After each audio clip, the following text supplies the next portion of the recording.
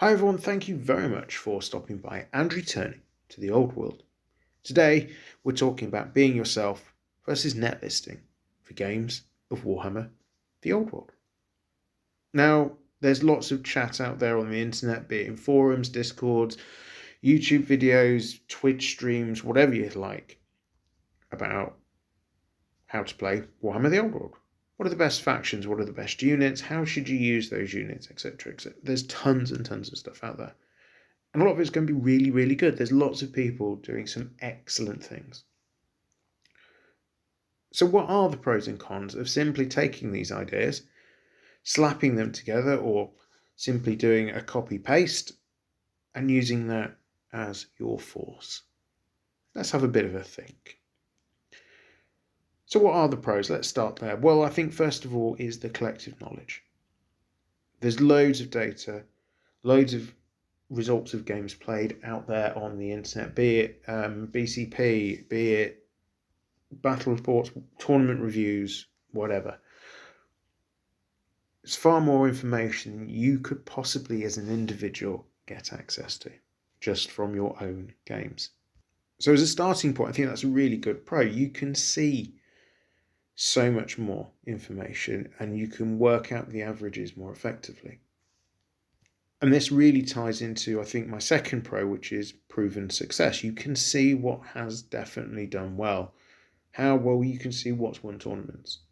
You can see what's come second or third in a tournament. You can see the makeup of individual armies. You can maybe even see some of the games being streamed and watch those matches and see how things are being played and how a player has used the units in their force to react to their opponent. This is something that has become increasingly easy to do over time. But even if you're not just looking to pick up an army that wins, there's more ideas being thrown about on the internet that you could probably come up with by yourself or even just in your gaming group.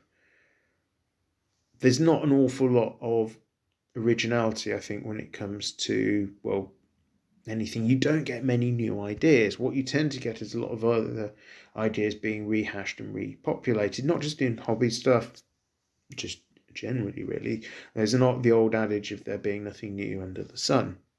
So if you want something that's a bit out of the box, blue sky thinking, whatever you want to call it, there's a good chance actually someone's come up with an idea you might like, and they've probably said whether it works or not.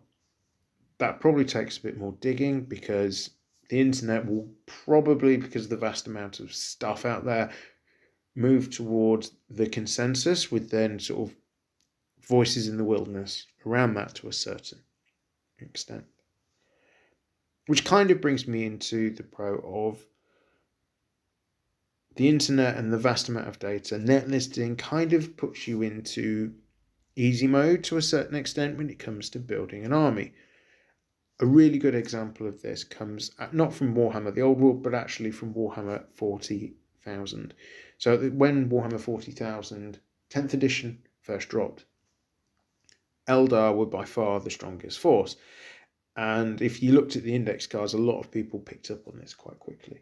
But if you weren't really interested in Eldar, didn't have an existing collection, etc., you might not have spotted it.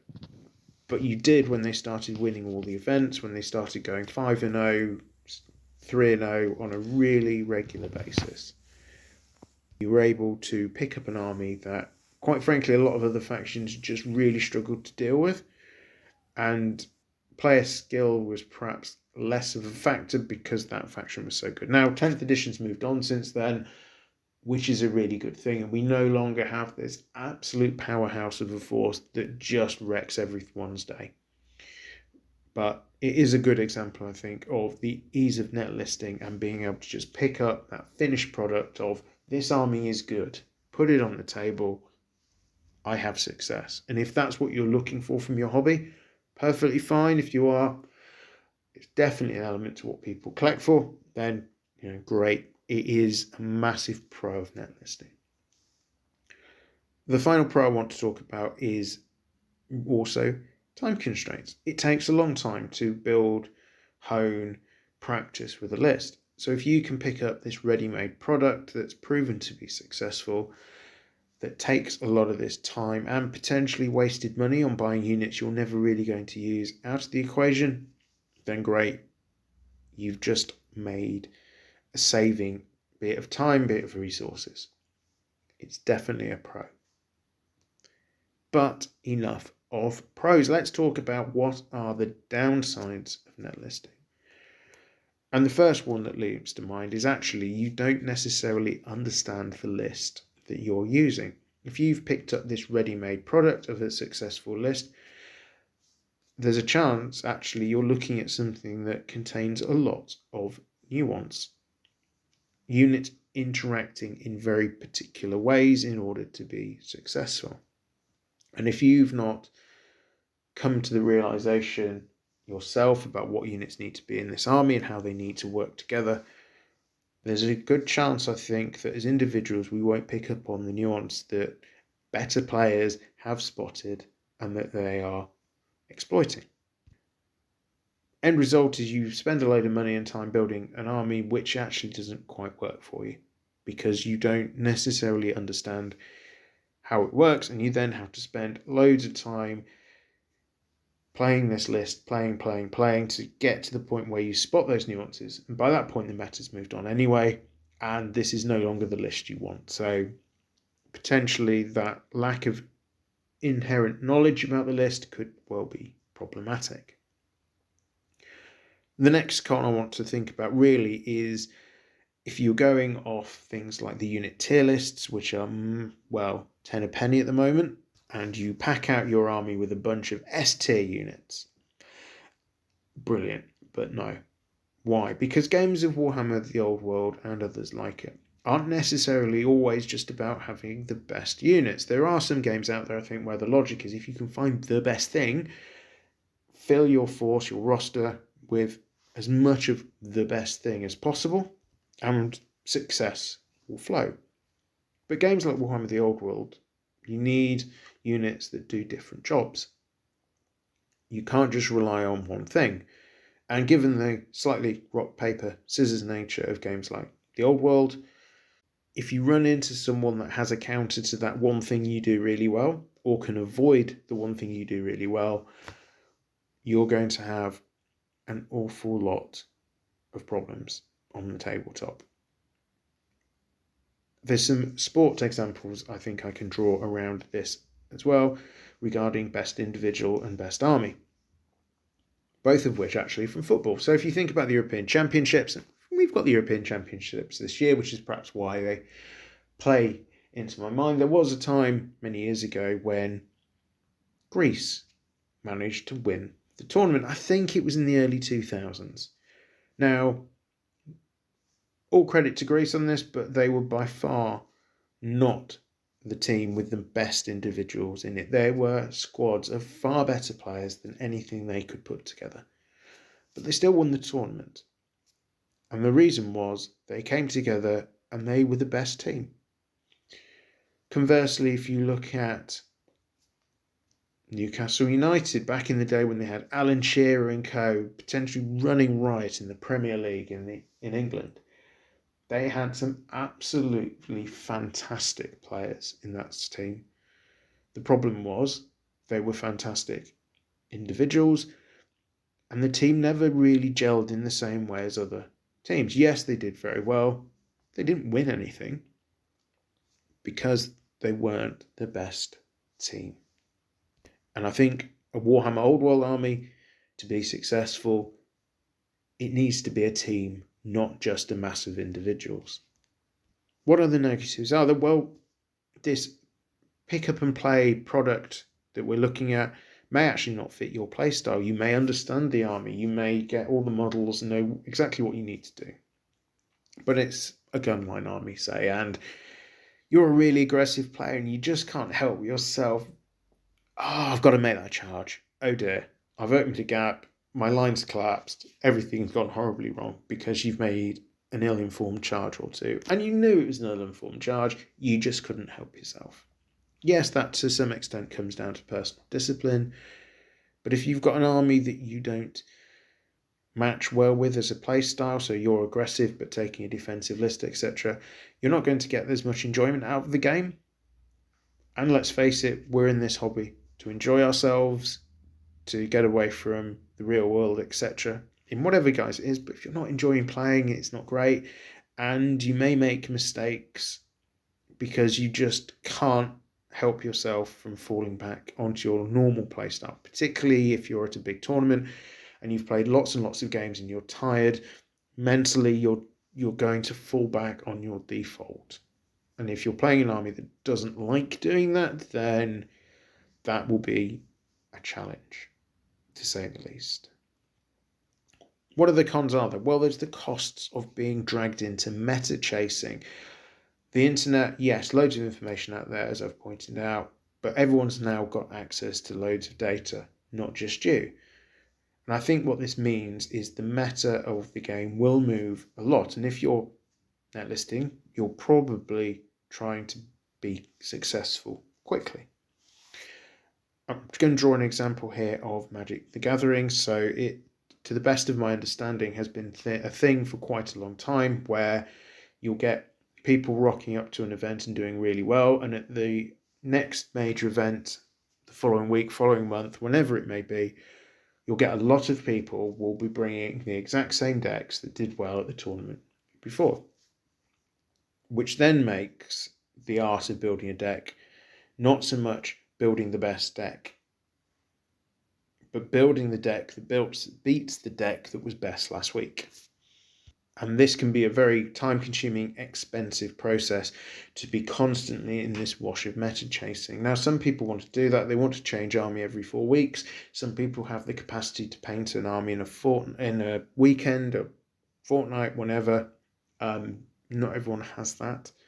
So actually, as much as net listing is a time saver, it can also drag you into a massive time sink. So something out there, I think, worth bearing in mind. And finally, one of the cons of net listing and relying on the internet, there's no quality control. Yes, there's lots of stuff, so the more data there is, the more likely we'll see actual genuine trends and be able to pick out actual solutions. But there's a lot of people out there that, let's face it, are going to say things that aren't necessarily as accurate as you would like. If you're relying on things like YouTube videos, etc., content creators like myself want you to watch their videos. There's a lot of stuff out there which is really clickbaity. There's stuff out there which will be exaggerated, taken to the extreme, etc., etc. It may not give you that realistic picture that you're looking for. So actually then you might lose some of the benefits of being able to just pick up a finished product and running with it, because you've got to take that extra time just to satisfy yourself that the force that you're thinking of putting together is as good as you think it is, and the information you've seen is reliable. So are multiple people saying the same thing? Is there enough of a groundswell of opinion in different places pointing towards the same solution? And do you really want to spend the time doing that research as opposed to just playing some games? So there's definitely, I think, a con around this, the lack of quality control. I've waffled on enough, so let's start bringing this together into some conclusions. So if you want to just get success out of the box, which is effectively what net listing is about, is it a valid tactic? Absolutely, yes it is. You can have a lot of joy from net listing, and you can really get to grips with what's successful in a faction quickly. But as I've identified, it does come with negatives. And I think underlying all of this, the most important thing is understanding who you are, understand how you want to play the game. Where do you find the value?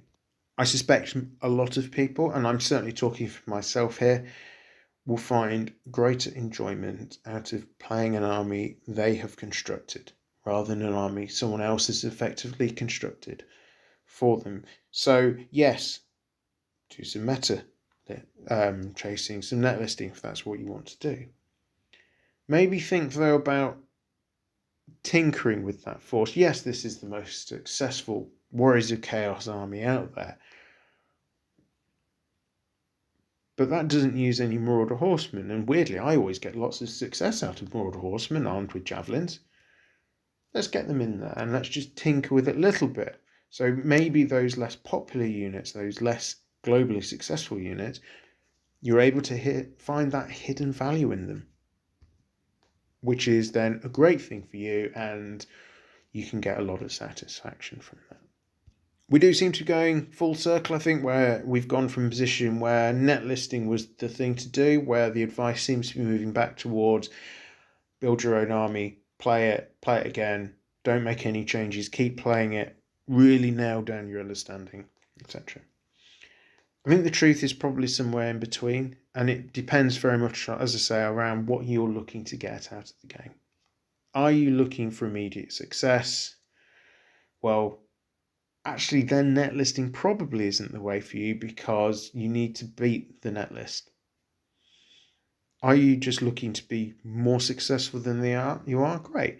Maybe not picking up an army someone else has used, but using that as inspiration for your own force, generating your own understanding and applying your own knowledge to it, might be a more effective way to go. But hey, that's just me. Thank you very much for listening to my thoughts on this topic. If you've got any ideas around the advantages, disadvantages of net listing, do let me know in the comments down below. Once again, I'd like to thank you for paying attention for this long. If you've enjoyed the video and others like it, do consider subscribing. It is the best way of supporting the channel, along with giving a few moments of your time to actually listen, watch the video. I am returned to the old world. Have a great day.